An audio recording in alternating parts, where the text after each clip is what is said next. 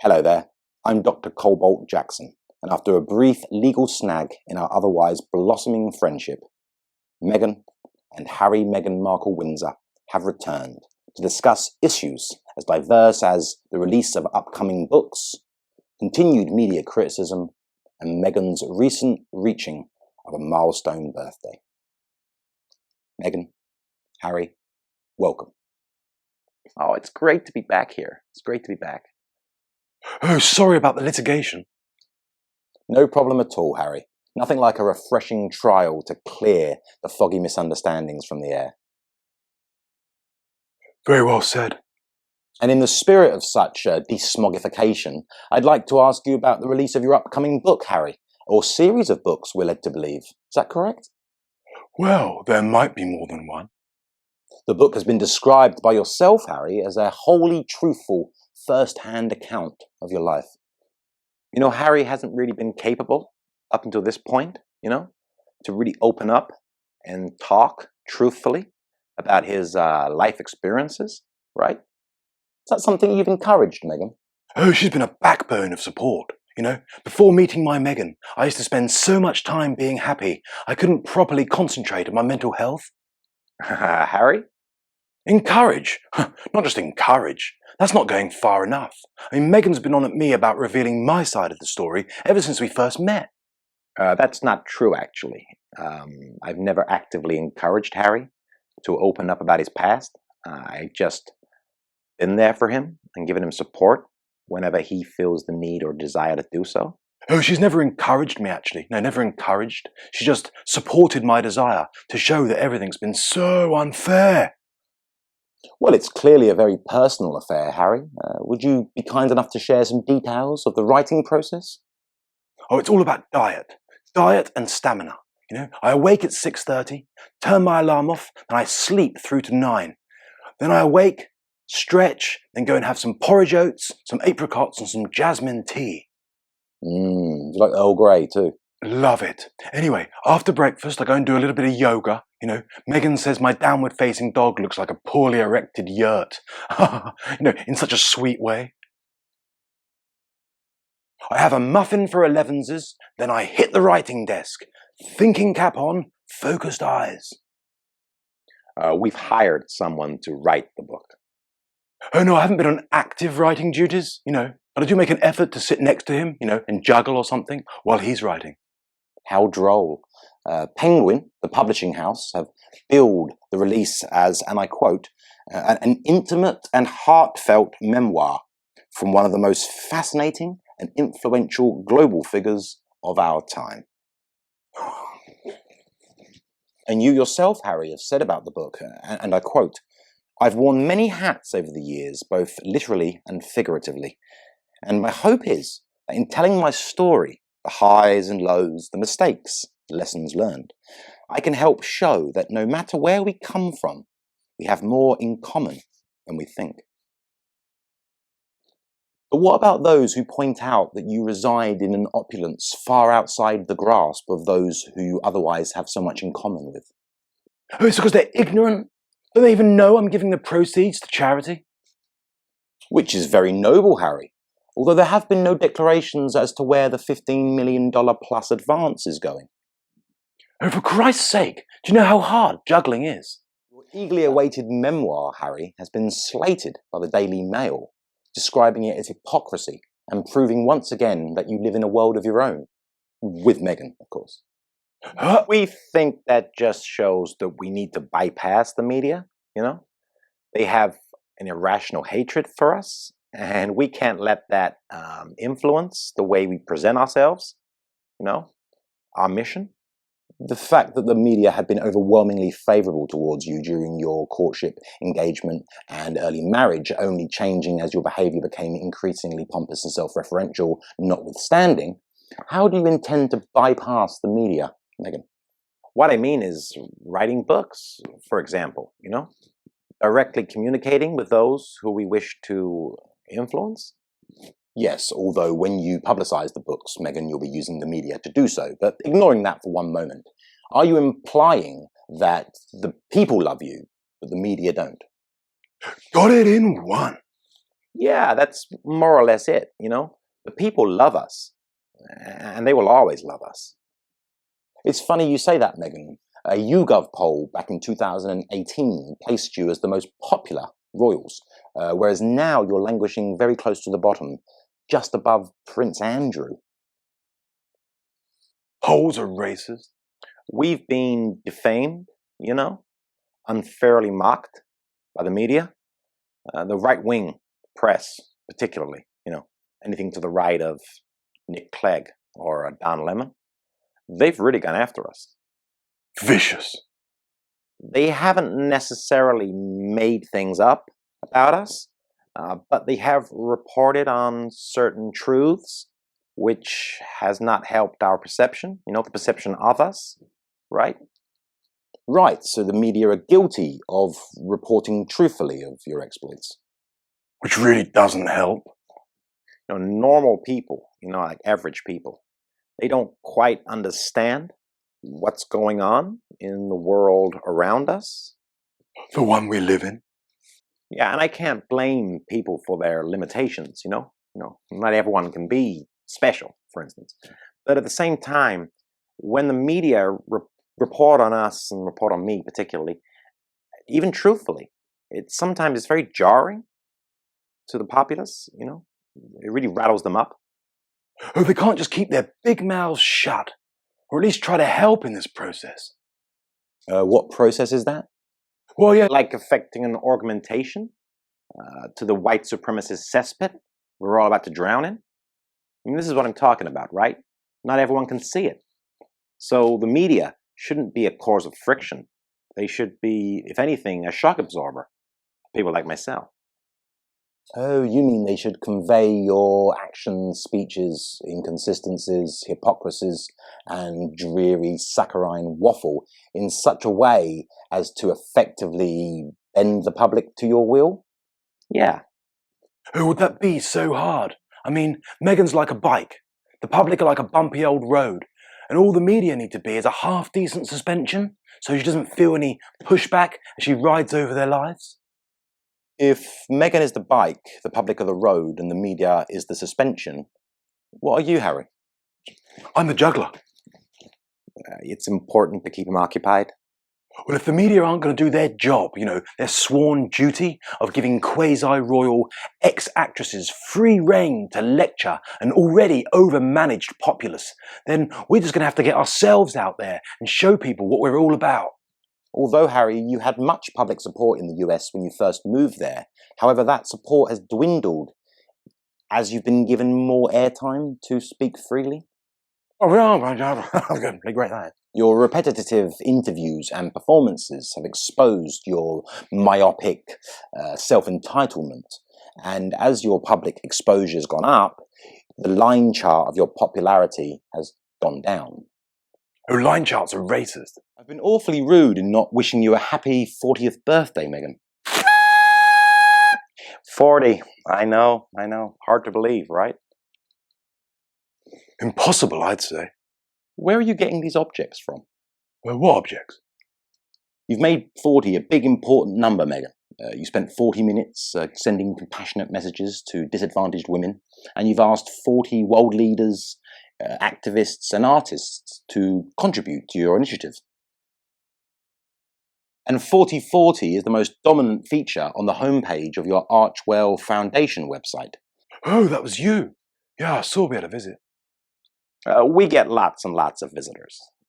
But look, okay, right, you know, I wanted to use this milestone birthday of mine, you know, not just to have a lavish party, which we did, or to, you know, get 25,000 pounds worth of jewelry, which I got, but I want to turn it into a global celebration, you know, of love, compassion. Oh, she's so amazing, you know. I sometimes think Meghan's like one of those Dickens characters, you know. She settles for so little. A necklace or two, a couple of rings, and a swanky dinner. That's it. And then she's right back thinking of others again. I see, and all she demands for her modest personal indulgences is a global celebration in her honour. You really are the gift that keeps on giving, Meghan. Thank you. That's so kind. Oh, very kind, very kind. You're one too, Harry, and I mean that. But let's not drown in the eye-swallowed tears of sentimentality, shall we? You recently made a humorous video in celebration of your 40th birthday. You were in it too, of course, Harry, juggling outside the window. At first I could only juggle 2, but now I can juggle 3. That's funny once, Harry. Knowing how scripted and purposeful every pencil placement is when recording a video such as you did, many have noticed the very minimalist, neutral decoration. We call them receptive colours, they become more colourful through absorbed emotion. But what about those who say the neutrality of your decoration perfectly mirrors your relevance to the world? Bland, uninspiring, bereft of ideas, and with nothing meaningful to say. Yeah, giving it all that. Nah, that's fine. It doesn't really bother me. Some people just don't get it, and I was expecting that. It's like I say, you can't change the world faster than it can be changed. Look, How do you reply to those who say that the very idea of a 40-40 initiative co-aligned with your 40th birthday shows a staggering degree of razor-sharp narcissism delivered with a po-faced sincerity? We'd say get yourself a thesaurus. We've heard all those words before. If it's narcissism to want to make the world a better place, then I'm a narcissist. That's not narcissism, no. If it's narcissism to want to spread compassion, then I'm a narcissist. No, that's not narcissism either. If it's narcissism to want to make, your birthday the source of change that the world so obviously needs, and always know that you played a big part in that, Oh, that's the very definition of narcissism. then I'm a narcissist. I understand this perception that some have of you, that perception being perfectly summed up by the assumption that your 40th birthday is a significant global event. Can you think of any bigger? Christmas maybe? Quite. But to start an initiative on your birthday with aligned numbers assumes it. Would it not have been better, more tactical even, to have assumed a modest demeanour instead? Megan's the most modest. Doesn't she know it?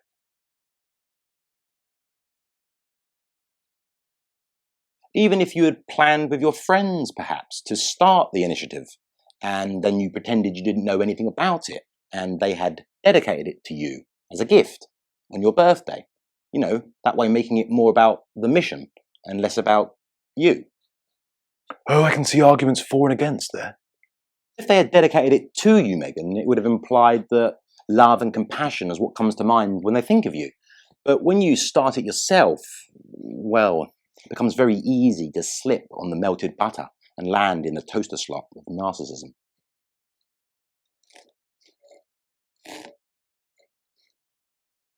That would all make perfect sense if I was to receive adulation for being front and center of this initiative.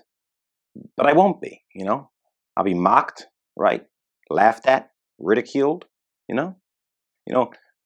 Putting myself at the forefront of this movement, it's going to bring stress and humiliation.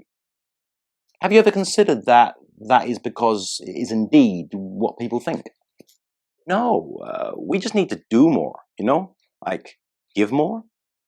For instance, I appealed to my fans to upload my birthday poem. Oh, how did that do? 200 uploads on Instagram in the first 24 hours? Yeah, but things change, Oh yeah, we're in discussions at the moment about purchasing some likes and shares. What Harry means is that we are liaising with our PR firm on how to more effectively market our material. Oh, so a lackluster response to your work, therefore, is only ever considered a communication breakdown rather than a simple judgment on what you're communicating. Yeah, always. Oh, it's the best way not to lose faith in the world. Turning once again to your 40th birthday, Megan, it has been reported that your father sent you 40 roses and a birthday card, but that you didn't respond to him. Touchy subject. And although this is an intimate issue and wouldn't usually be the business of the public, it is in this case because you have embraced, indeed encouraged your enhanced exposure, whilst simultaneously preaching compassion and forgiveness, Now that's real juggling. making the ethical inequivalence insoluble, impossible to believe, irredeemably irregular. I think we've spoken about this before. When I lack compassion, I don't disregard the concept of compassion, you know? I don't taint its glory. It's just that I want to conserve compassion in the future that I would give, that I would otherwise be prevented from giving if I let certain individuals back into my life. Yes, but what if some say that is just bohemian sophistry, cleverly employed to justify despicable double standards? Yes and no. Ah, yes, the deluded narcissist's favorite reply. Look, you can't ask geniuses to explain why they're geniuses. Hey, Mozart, Newton, Barack Obama, why are you geniuses? They just show you, by being geniuses. It's not up to us mere mortals to judge or ask questions, just to watch and accept. So are you implying that Meghan's a genius? That's not even up for debate. A genius is a word used by some, certainly me. But look, the most important thing here, no doubt, is that I uphold the principle of love and compassion and forgiveness. But sometimes that can be best achieved by harboring grudges and vicious resentment. And would it be the same for everyone if they deemed themselves in a similar situation? That's like comparing apples to oranges. No. Compassion and forgiveness needs to flourish in others, despite their personal situations or opinions. And that coercion can only come about if I'm here to insist it does. And if Meghan starts forgiving people, in her own life, it upsets her balance, making her unable to perform her essential role in making everybody else compassionate. But what about people who continue to say, surely these contrasting narratives effectively destroy your argument? Why can't you, yourself, be more forgiving? Why did Einstein smoke a pipe? We don't know. We shouldn't question them. They all have their foibles. We should just be grateful they're here to change the world and make it better. You mentioned Barack Obama before, Harry. We were all rather shocked to see you weren't invited to his 60th birthday bash. So, we're not going to invite him to our next big party. I think that Barack probably wanted to keep the spotlight on himself, typical man. But that's understandable, I'm not sure that inviting me would have assisted him in that, if you know what I'm saying. Oh, so you think you'd have stolen his thunder? Well, look at you. You can't get enough of us, can you? True. I said it earlier, but I'll say it again. You really are the gift that keeps on giving. Royal experts have claimed that the Obamas didn't invite you to their party because they didn't like you attacking the royal family. Well, A, I didn't attack them. B, what the hell is a royal expert? And F, they're making stuff up. It's so obvious to see. It's as easy as knowing your ABCs.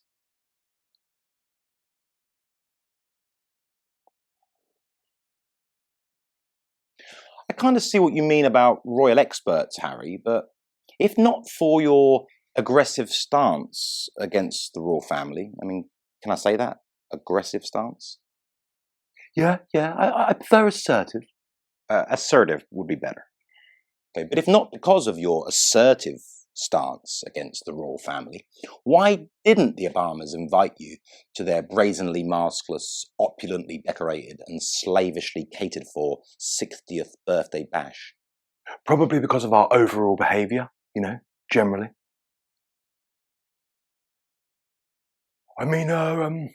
Racism. Yeah, he didn't want to invite... Oh, hold on. Wait a minute. Oh, I always get the hard ones. I know. Have I already said racism? Oh, I don't know. Next question. This isn't a quiz, Harry. Oh, but how I wish it was. In fact, I've got an appearance on the Hall Porters quiz coming up. Can't wait. Like I've already said, I don't think that Barack would have wanted to risk being upstaged, right? You know? I mean, imagine royalty walking in. Oh, no, no, please, come on. It's Barack's Day. It's Barack's Day. You know, you can say what you want. They'll keep coming for us. It's funny how you rely on the very institution you subtly undermine for the generated intrigue required to keep you meaningful. Oh, we don't even need or care about the publicity created by our royal status. Well, then drop the titles. But then we'd lose our royal prestige, you know? And a lot of the interest people have in us, right? That doesn't seem to make sense. Oh, it's called the Markle paradox. The Markle paradox. But if... I wouldn't even try if I were you. I mean, we've already had great thinkers and mathematicians trying to crack it, but they can't. Oh, it's just one of those beautiful things that exists, you know, in nature, but forever remains a mystery. Right. Although it's not as though you've just incidentally held on to the titles. I mean, you've actively fought to retain them and then turned Sussex into a brand. Yeah, you know, as hard as it was essential, you know? The worst thing that can happen right now is that we would lose our relevance and our influence, you know? Then you'd see the hatred spread. I mean, God, things would really heat up. Too hot to handle.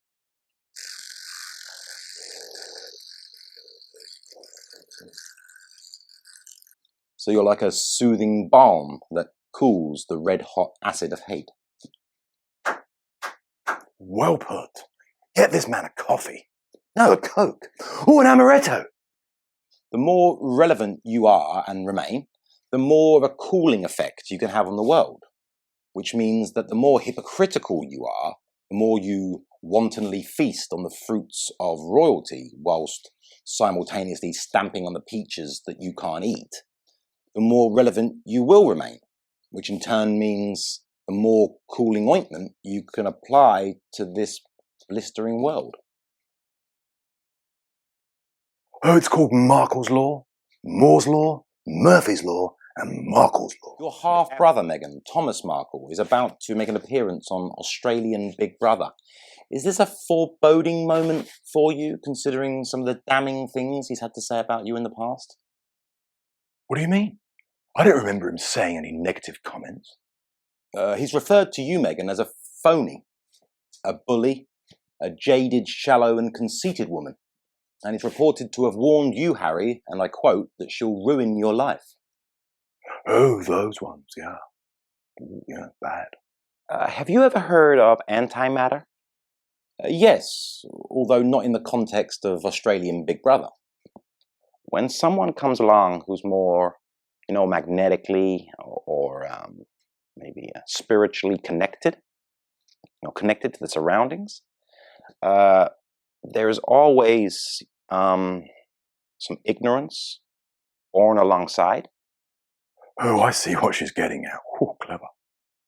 I mean, some of my family must be viewed in that light, right? And although they are my family, of course, you know, I love them all dearly. But the best way to show them that is to completely cut them out of my life. It's all part of Markle's Law. This makes most sense when you open your eyes, you know, right? And your mind's eye to the requirement of balance in the universe. And realize that they are a necessary counterbalance to my wisdom. God pays his debts. They've been sent to try me, you know, literally. Is it a coincidence, do you think, that a large portion of the general public completely agree with Thomas Markle Jr.'s appraisal of you? Coincidences are racist. No, Harry. Oh, it's unconscious bias. The trick is, Harry, to only use those discussion-ending labels during realistic and potentially digestible scenarios, not palpably ludicrous ones. Oh, that's some useful stuff. How do you spell useful?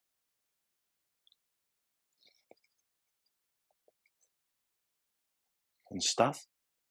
It's not a coincidence, it's a pervading narrative, you know?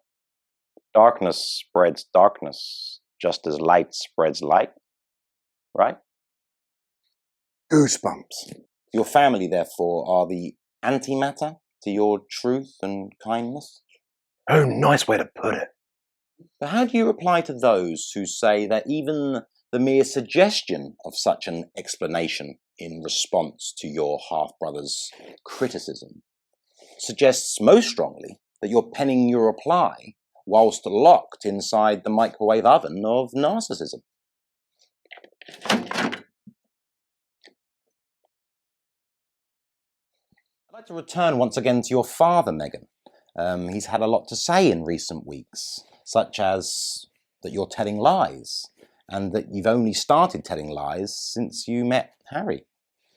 Oh, that really riles me up. It really does. Leaving us to decipher whether he meant that Harry has brought about this change in you through bullying indoctrination, or that you've only discovered the potential power of a lie ever since having a stage large enough upon which to perpetuate it. I always tell the truth, always. It's probably my biggest fault, in fact. But, the truth will always be seen as a lie when it's lies that run the world.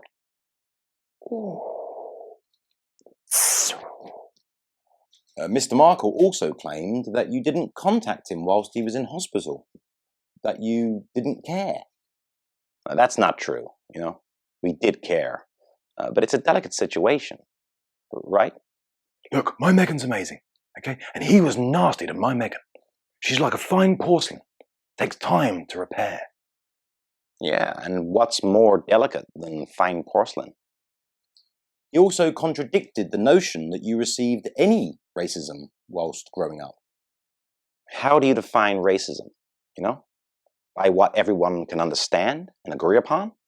Or by those special few who have got the ability to see the ghosts of racism haunting every known corridor of comprehension? The first one. Oh, these are the fundamentals, man. Shouldn't be getting these wrong. No, because that way racism continues to flourish. Because when you remove the actual existing racism, the ghosts are there to come and take their place. How would you do things different then, Megan, blessed as you are with this additional foresight, to prevent these racist apparitions haunting our entire interaction base? Stop it at the source, There are still things that we're allowed to say that should not be permitted in modern discourse. So if we can prevent racist and prejudiced ideas developing by cutting out the cancerous cells right at the beginning, we could be living in a racial harmony within months, Oh, you'd set tighter controls on speech. Stop people saying it, and in the end, they won't even be able to think it. What could go wrong? People talk about free speech and its supposed sanctity, always skewing it in such a way that it questions anyone who attempts to put some limits on it. It's bonkers. I see, Megan, but who do you suppose should be given authority to define acceptable and unacceptable speech? Experts. Look, gardeners tend to the soil to improve the flower beds. Chefs add spices to their sauces to improve the flavour. And Megan and people like her tend to the speech we use to improve society. Oh, you see yourself as one of the aforementioned experts. Well, if the shoe fits. But no. Oh, no.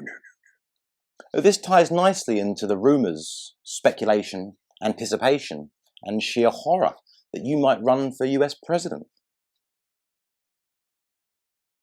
Thomas Markle has said that he thinks it must be a joke. Look, does he even know what a joke is? You know? Knock knock. Who's there? The interrupting sheep. Interrupting sheep. Ah! Now that's a joke.